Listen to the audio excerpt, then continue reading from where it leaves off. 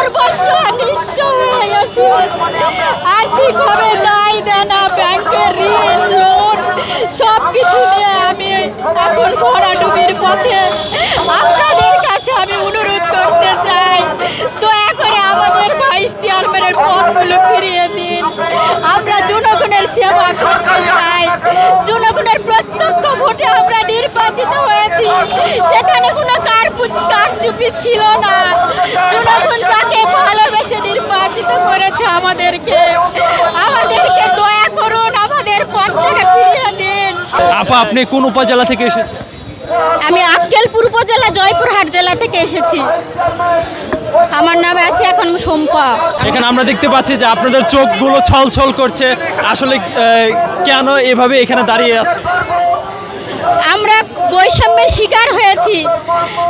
বাংলাদেশের অন্যান্য city corporation, পৌরসভা, ইউনিয়ন পরিষদের, জেলা পরিষদের সদস্যরা বহাল আছে, কিন্তু আমরা ভাইস চেয়ারম্যানেরা কি অপরাধ করলাম যে আমরা বৈষম্যের শিকার হলাম?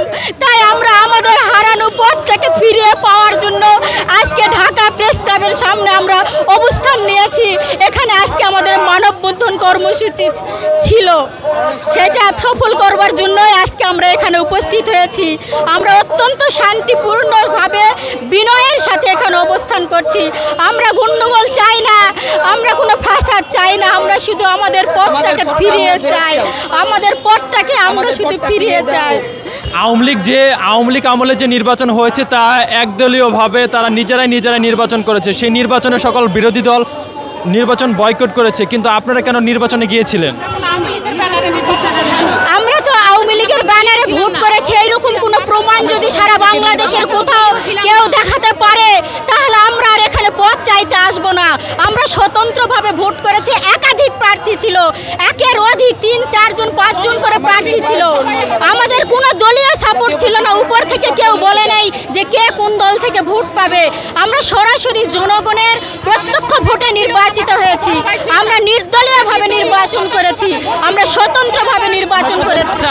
জনগণকে সেবা করার লক্ষ্যে আপনারা নির্বাচন করেছেন, নির্বাচিত হয়েছেন। এখন 2 মাস না যেতে আপনাদের সদস্যপদ বাতিল হয়ে গেল বা আপনারা উপজেলা নির্বাচনে চেয়ারম্যান আর থাকছেন না। এই জন্য আমরা জনগণের কাছে হতাশ হয়ে গেছি। জনগণের কাছে আমাদের যে দায়বদ্ধ, জনগণ অনেক আশা প্রত্যাশা নিয়ে আমাদেরকে ভোট দিয়ে নির্বাচিত করেছেন। এখন তো আমরা জনগণের সেই আশা প্রত্যাশা পূরণ করতে পারছি না।